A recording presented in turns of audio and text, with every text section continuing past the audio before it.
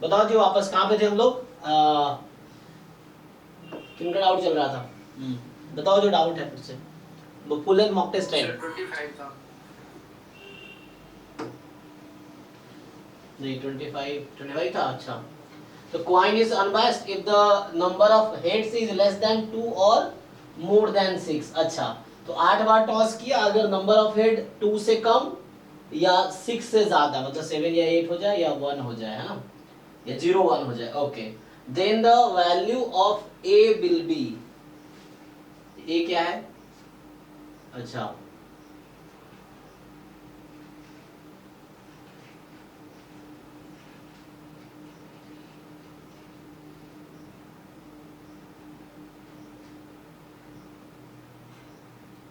Alpha मुझे लग रहा है पूछना चाह रहा है, साइज ऑफ द टेस्ट, ये ए नहीं होगा, ये अल्फा होगा, है ना, मुझे लग रहा है साइज पूछना चाह रहा है कि value of alpha, size of the test.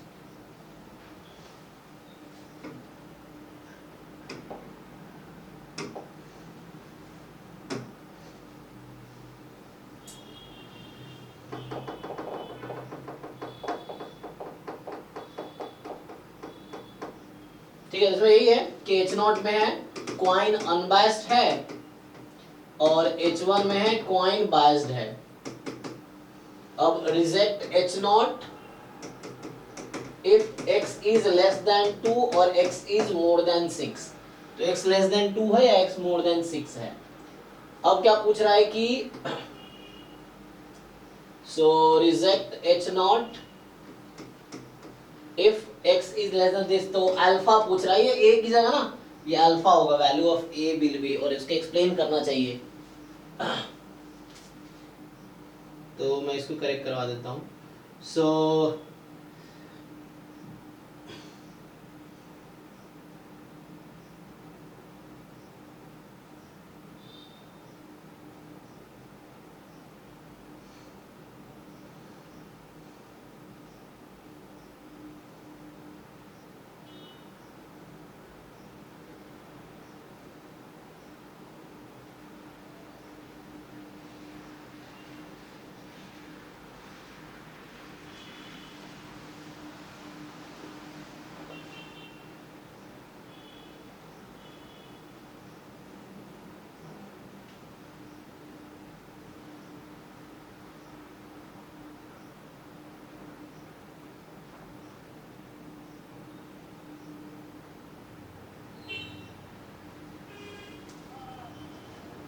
Okay, तो कह रहा है कि तो बताओ क्या होता है प्रोबेबिलिटी ऑफ रिजेक्टिंग। अब ये सॉल्व नहीं कर दोगे, मुझे लगता तो हो जाएगा।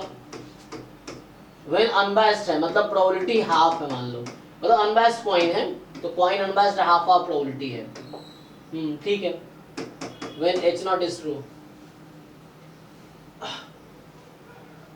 अब तुमने 8 बार कॉइन को टॉस किया, किसका डाउट है? 25।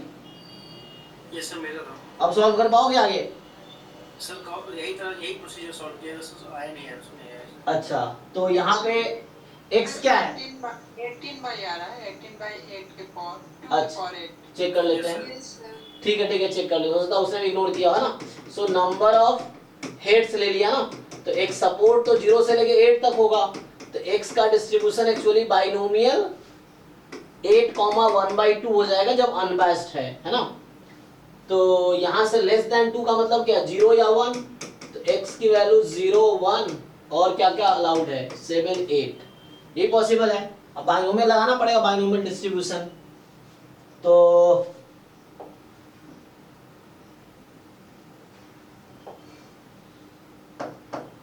बताओ, तो ये सबने सॉल्व किया है। यस। सो ये 1/2 की पावर 8 हो जाएगी, 1 पे हो जाएगी 8 टाइम 1/2 की पावर 8, ये भी हो जाएगा 8 टाइम 1/2 की पावर 8, और ये लास्ट में आ जाएगा 1/2 की पावर 8, तो ऐसे हो जाएगा। अच्छा हाँ 18 होगा, ये लगा 0 वाला छोड़ दिया होगा उसने, जिसने सॉल्व किए हैं। सो 18/2 की पावर 8 होगा, ठीक है। सो देखो ना इसमें ऐसे ही ऑप्शंस। सो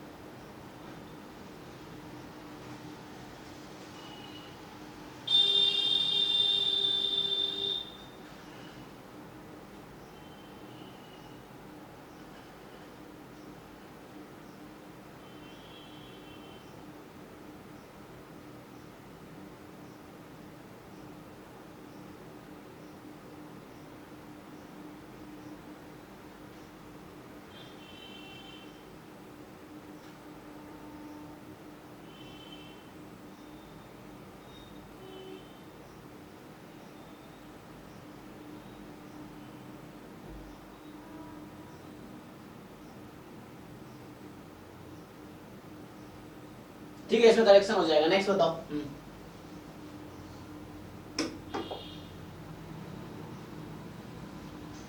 सर 21 पर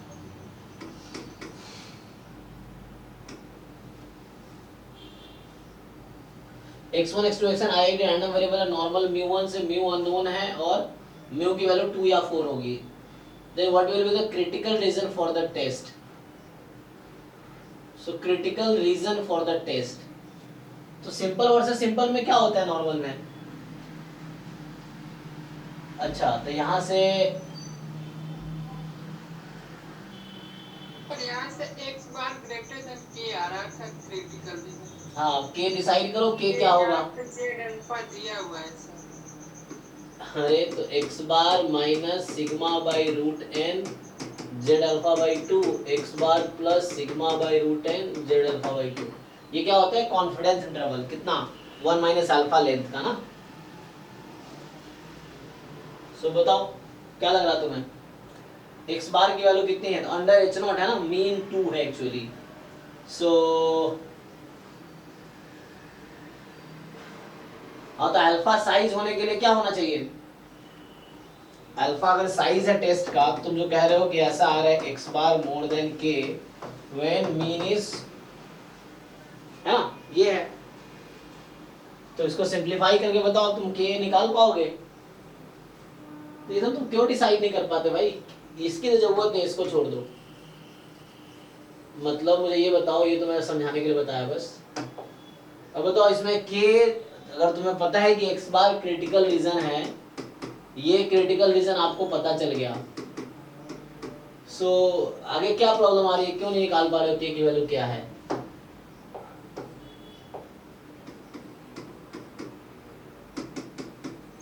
सर ये ही z अल्फा दिया हुआ है। हाँ, z अल्फा इसमें जो दिया हुआ k ही है ना। वो तुम्हें डिसाइड करना है ताकि साइज अल्फा हो जाए। जब सर x1 को z में कन्वर्ट करेंगे तब उसकी तरफ जो वैल्यू रहेगी वो z आएगा। हाँ, अब k ही कैसे जेड अल्फा हो जाएगा? मतलब दिमाग में तुम लोग क्यों नहीं चल रहा, मुझे समझ नहीं आ रहा। क्या इस तरह क्वेश्चन तुमने सॉल्व नहीं किए पहले, जब साइज दे रखा है और k निकालना है? कि अपनी मर्जी से k को हम जेड अल्फा रख देते थे? सर z में कन्वर्ट कैसे करते हैं कन्वर्ट? तो क्या कोशिश काहे नहीं कर रहे हो? तुम्हारा जब आंसर आ गया तो आगे तुम प्रोसीड काहे नहीं करते? ये सब बेसिक अंडरस्टैंडिंग का क्वेश्चन है, इसमें क्या ही नया आ गया बताओ? चलो ठीक है, x बार माइनस म्यू, आगे क्या करोगे? तो इसमें ऐसा मैं क्या ही कर रहा हूँ जो तुम नहीं कर पाओगे? मेरा ये क्वेश्चन है कि ये सब खुद तुम लोग क्यों नहीं कर पाते? मुझे डिफिकल्ट क्वेश्चन का समझ आता है, ठीक है, कोई क्वेश्चन डिफिकल्ट है तो ठीक है। ये सब इंट्रोडक्टरी लेवल क्वेश्चन है जो जैम में बहुत सारे क्वेश्चन इस कॉन्सेप्ट पे आ चुके हैं, और तुम लोग जैम के भी प्रिपरेशन किए हो ज्यादातर लोग, तो उनके लिए तो बहुत इजी होना चाहिए ये सब चीजें। स्टिल स्ट्रगल कर रहे हो, सेम एग्जाम में भी यही हाल होगा। अगर यही क्वेश्चन आपके सीयूईटी एग्जाम में होगा तो नहीं कर पाओगे, अगर यहाँ नहीं कर पा रहे हो तो। यही रियलिटी है ना।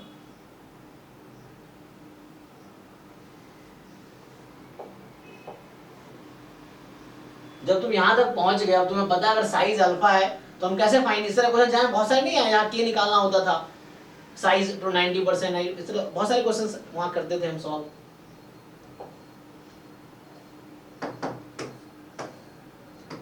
Probability z more than k minus mu sigma upon root n, ठीक। म्यू को 2 रख सकते हो तुम यहाँ पे, ये म्यू ऑलरेडी 2 दे रखा है, तुम पुट कर लो। अब बताओ नोटेशन क्या कहता है? अब z मोर देन क्या लेंगे तो अल्फा हो जाएगा। So what is the notation in standard normal? इस नंबर का क्या नोटेशन? यहाँ अल्फा हो जाए, यहाँ 1 माइनस अल्फा रही, कह रहा है कि z more than something is alpha. So इस नंबर को क्या बोलते हैं हम? z alpha.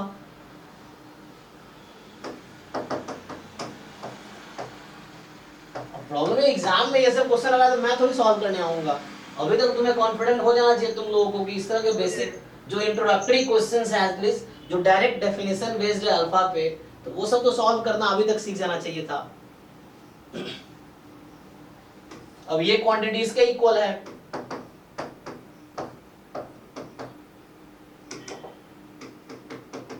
मेन क्या डाउट क्लास है, ये भी डिसएडवांटेज है ना, बच्चा कर रहा है क्वेश्चन, थोड़ा सा फंसा, छोड़ दिया, ठीक है पूछ लेंगे। अरे भैया तुम्हारा दिमाग थोड़ा डेवलप हो रहा है उससे, मैं सॉल्व कर दिया, इससे क्या हो गया, तुम्हारे पास सॉल्यूशन जस्ट आ गया। लेकिन थोड़े से एफर्ट्स करके, स्ट्रगल करके, टाइम देके जब खुद सॉल्व करोगे तो ये एफर्ट्स एग्जाम में भी हेल्प करेगा। जस्ट सॉल्यूशन होना इंपॉर्टेंट थोड़ी है, दिमाग डेवलप होना इंपॉर्टेंट है, ताकि ये दिमाग लेके एग्जाम में जाने हैं। तो घर पे तुम थोड़ी सी मतलब आगे देखा नहीं, क्विट कर दिए, अरे थोड़ा ट्राई करो, अलग अलग अप्रोच से ट्राई करके देखो, और घर पे जब सॉल्व कर पाओगे तो उसी कॉन्फिडेंस के साथ एग्जाम में भी सॉल्व कर पाओगे। घर पे छोड़ने की आदत है, डाउट क्लास में पूछ लेंगे तो एग्जाम में भी छोड़ के आओगे, फिर बाद में डाउट क्लास में पूछोगे, क्योंकि तुम जैसे दिमाग को ट्रेन करोगे वैसे रिस्पॉन्ड करेगा वो, ये चीज है। तो घर पे थोड़े एफर्ट्स तो, इसलिए मैं कहता हूँ कोई भी तुम टेस्ट देते हो पहले एनालिसिस करो। एनालिसिस में बात देखो, उस क्वेश्चन जो एग्जाम के दौरान नहीं हुए, मॉक टेस्ट दौरान, उसको खुद से सॉल्व करो, और ज्यादातर क्वेश्चन तुम सॉल्व कर दोगे। जो लोग टेस्ट देते हैं सीधा डाउट क्लास में आते हैं, तो इस तरह से प्रॉब्लम होती है। इस तरह क्वेश्चन थोड़ी मुश्किल है, तुम थोड़े एफर्ट्स करोगे इजीली सॉल्व हो जाएगा, इसमें कुछ था ही नहीं, यहां से के निकाल लो।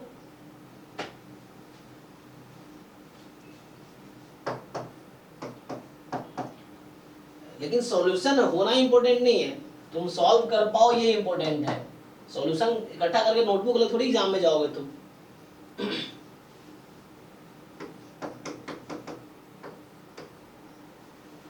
हो गया, देखो सिग्मा 1 दे रखा है यहाँ पे, सिग्मा की वैल्यू 1 रख दो, हो गया।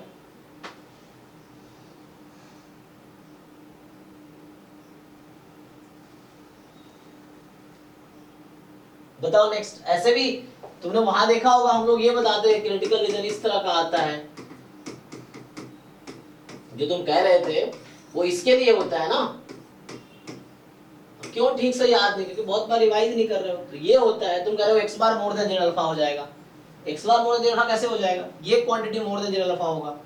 अगर तुम सीधा सीधा याद रख सकते हो, ये फॉर्मूला भी है, तो ये तरीका है। अगर फॉर्मूला याद है ठीक है, फॉर्मूला नहीं याद है तो फिर ये सब करना पड़ता है। अगर फॉर्मूला याद हो डायरेक्टली हो जाएगा, सीधा सीधा यहाँ से आंसर आ जाएगा।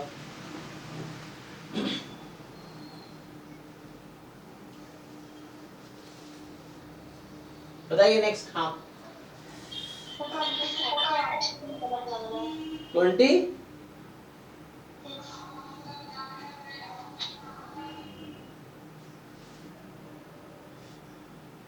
डिजाइन ऑफ एक्सपेरिमेंट वाला ही नहीं हो पा रहा है। हाँ उसमें देखते हैं, मेनली ऐसे बाहर वाले क्वेश्चन भी उन्होंने डाल रखे हैं, ये भी दिक्कत है। देखता हूँ क्या है। अच्छा उसके क्वेश्चन आएंगे फिर से। सो यहाँ क्या x1 x2 xn random sample है साइज n का from normal mu sigma square using the method of likelihood ratio test what will be the critical region for testing mu बराबर mu naught against mu more than mu naught. जैसे इस तरह question direct formula भी है, book में तुम देख सकते हो, उद्दा कपूर वाली हो या प्रसन्ना साहू वाली बुक, इसमें डायरेक्ट फॉर्मूला भी है इसका, इनको याद है डायरेक्टली कर सकते हो। और अच्छा हाँ हो सकता है ऑप्शन गलत दिया हो, ये हो सकता है। तो यहाँ x बार यहाँ पे क्या होगा, so x bar minus mu naught upon sigma upon root n more than, इस तरह का ऑप्शंस होगा। सो तो उसको ठीक से लिखना पड़ेगा, जो उसने लिखा ठीक से नहीं है, सिग्मा अपॉन रूट n ये होगा। This is more than Z alpha type. पूछा क्या है क्रिटिकल रीजन कौन सा होगा, तो यहाँ तो मोर देन है ना, मोर देन आएगा आई थिंक, सब में लेस देन लगा रखा है। इसको ठीक से लिखना पड़ेगा, इस तरह से आएगा x bar minus mu not. ये फॉर्मूला भी है, सिमिलर ही है, तो यहाँ पे ये आ जाएगा।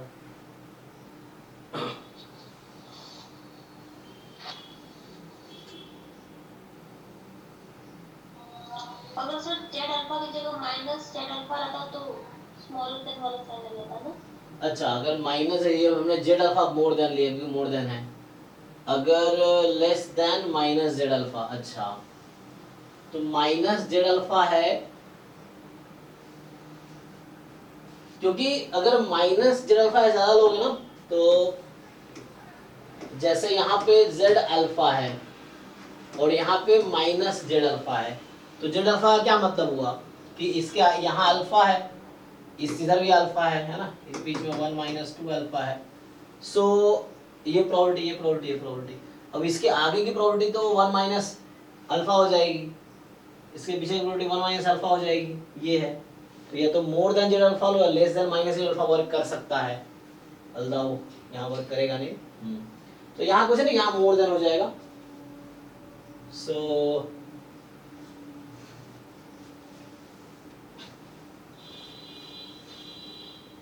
So this test that you have drawn right now is kind of two-tailed now. no, not drawing two tail test, just बता रहा हूँ कि अगर ये नंबर कंसीडर करेंगे तो more than this if you take, so this whole will be the this, it is not two sided test actually। Distant में तो right-tailed answers. हाँ मतलब या तो x ऐसा हो सकता है मोर देन z अल्फा, या फॉर एग्जांपल z बोल दो, and z less than z alpha ऐसा हो सकता है, माइनस z अल्फा। एक मिनट इसको स्टार्ट कराता हूँ क्लास।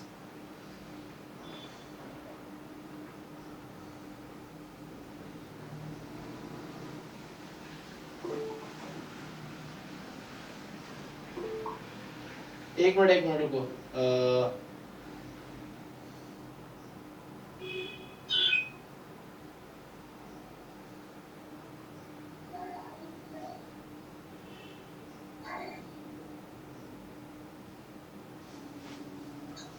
ठीक है, तो इसमें करेक्शन ऐसे बोल देता हूँ मैं, इसमें करेक्शन थोड़ा सा होगा। इस टेस्ट में ठीक से करेक्शन है क्या, बाकी टेस्ट में है ना कंपैरेटिवली कम डाउट थे, यहाँ ज्यादा वो है गलतियाँ। तो फिर से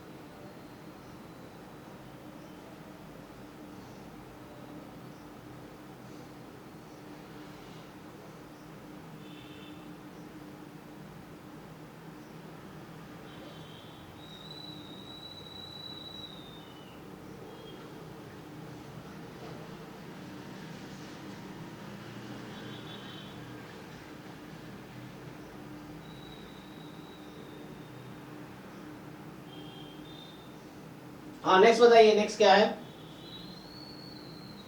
So 32 29 देना। हाँ वन बाई वन रुक जाओ। सो 32 ये फॉर्मूला में इस क्वेश्चन लग रहा है। Cx Cy we denote the coefficient of variation of x and y, then the relative bias of product estimator of y bar will be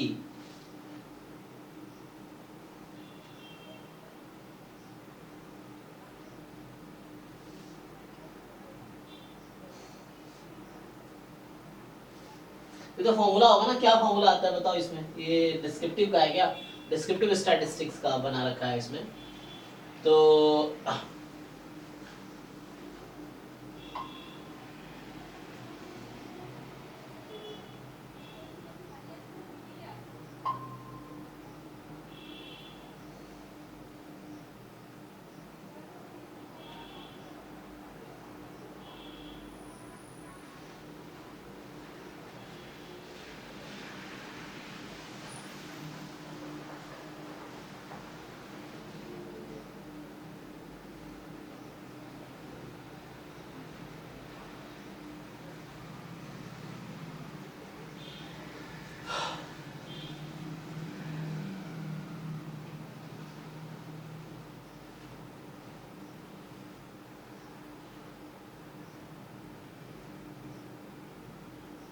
ठीक है ना, relative bias of product estimator of Y bar, ठीक, will be less than cx cy, more than cx cy, equal to cx, equal to cy.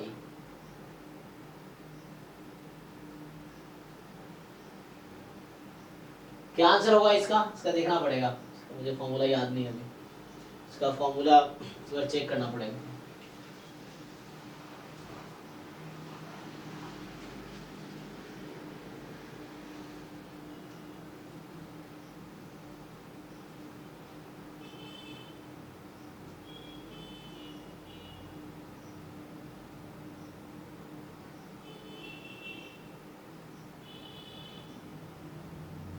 Sir 44 देखते हैं, इसको अभी skip करो, इसका फॉर्मूला याद नहीं है। 44, इससे पहले किसी ने पूछा था क्या 27? Yes, sir, 29. From the population of size 50, a sample of size 80 drawn, then the variance of y bar. ये सब मुझे लग रहा है कि क्या बनाने की कोशिश की है। साइज 50 का पॉपुलेशन है, सैंपल साइज 8 का ड्रॉ किया गया है, सो देन द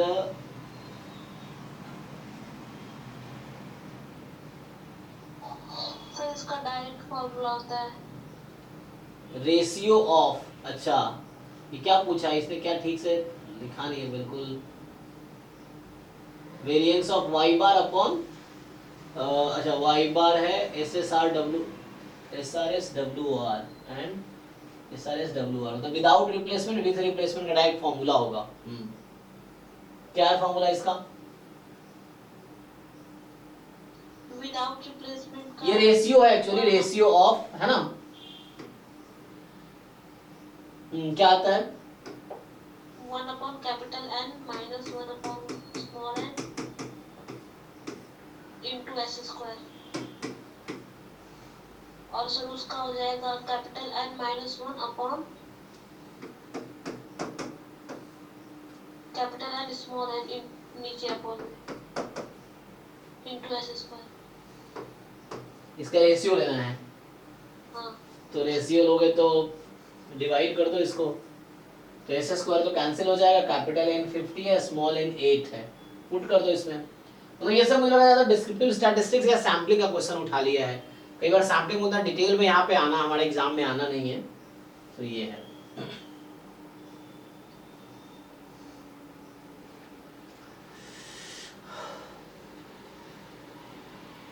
ऐसे सॉल्व कर दो, इससे आंसर आ जाएगा। नेक्स्ट बताइए क्या था? 42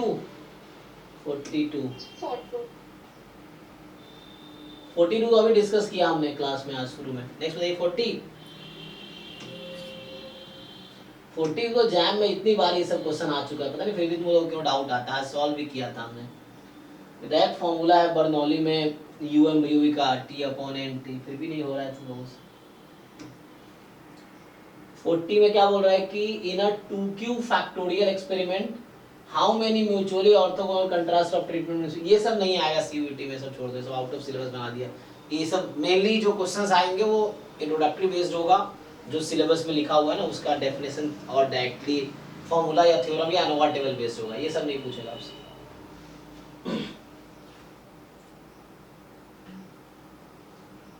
तो ये सब नहीं पूछेगा। नेक्स्ट बताइए, ये सब बाहर है क्वेश्चन। 45 कह रहा है x1 x2 xn भी i exponential variate which mean lambda t summation xi है sufficient है, then the pivotal statistics to construct the confidence interval। हाँ तो इसका फॉर्मूला था ना, ये सब आप अगर कोई बुक खोल लोगे जो कॉन्फिडेंस इंटरवल वाला कॉन्सेप्ट होता है, तो आप देखो एक्सपोनेंशियल के लिए जो कॉन्फिडेंस इंटरवल बनाते हैं तो वहाँ पे पाइवोटल क्वांटिटी की जरूरत पड़ती है, तो वहाँ आप चेक कर सकते हैं। क्या तो थोड़े से भी एफर्ट्स खुद से नहीं करते हो क्या? ऐसे ही डाउट थोड़ा मान लो इस तरह क्वेश्चन फंस गया तो क्या करना है, एक बुक खोलना है, कोई सा भी बुक खोल लो, जाके कॉन्फिडेंस इंटरवल का टॉपिक का बुक खोलो, उसमें देखो कि जो एक्सपोनेंशियल डिस्ट्रीब्यूशन का है उसका कॉन्फिडेंस इंटरवल कैसे बनता है। हमने क्लास में पढ़ाए थे, जैम वाला जो पढ़ाया होगा देखो उसमें जाके आप कि कोई भी कॉन्फिडेंस इंटरवल जब कंस्ट्रक्ट करते हैं पाइवोट क्वांटिटी की जरूरत पड़ती है ना, तो उन पढ़ा रखा है, तो उसमें जाकर देखो डायरेक्टली फॉर्मूला मिल जाएगा। तो ये सब तो मतलब मेरा ये कहना है थोड़े से एफर्ट्स खुद करोगे तो वो एफर्ट्स एग्जाम में डायरेक्टली हेल्प करेगा। ये चीजें हो सकता है जो मैं अभी बताऊंगा तुम 2 दिन बाद भूल जाओगे, लेकिन जो खुद से एफर्ट्स करके जो चीज तुम सीख रहे हो वो लॉन्ग टर्म तक याद रहेगा, ये फायदा होता है। तो ये सब चीजें तो खुद से इसका 45 का रुको 1 by 1 पहले इसको कर लेते हैं उसके बाद। तो अभी क्या करना है, ये एक्सपोनेंशियल है, सो यहाँ पे इसका मीन हमारा क्या है, लैम्डा है, तो mean lambda rate 1 by lambda है।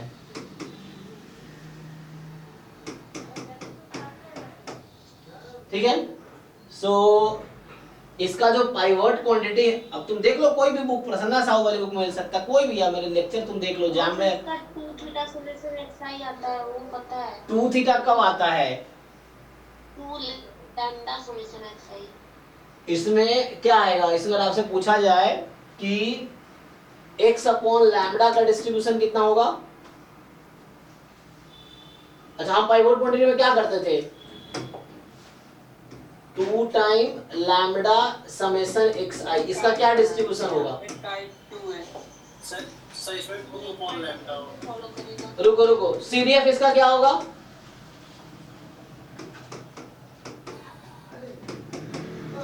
ये है, और CDF का डिस्ट्रीब्यूशन क्या होता है,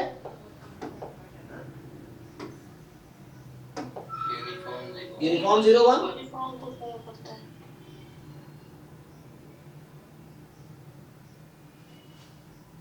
सो लेकिन 1 माइनस CDF का डिस्ट्रीब्यूशन क्या होगा, वो भी यूनिफॉर्म 0 1 होगा। -2 लॉग है। अरे रुको तुम इतना फास्ट पहुंच जाते हो सीधा, अभी काई स्क्वायर तक जाएंगे। CDF का डिस्ट्रीब्यूशन क्या होता है, यूनिफॉर्म 0 1 तो 1 माइनस CDF का काई स्क्वायर कैसे हो गया, -2 लॉग f है। हाँ, तो वहां तक पहुंचा कहाँ हूं मैं तो 1 माइनस CDF का पूछ रहा हूँ।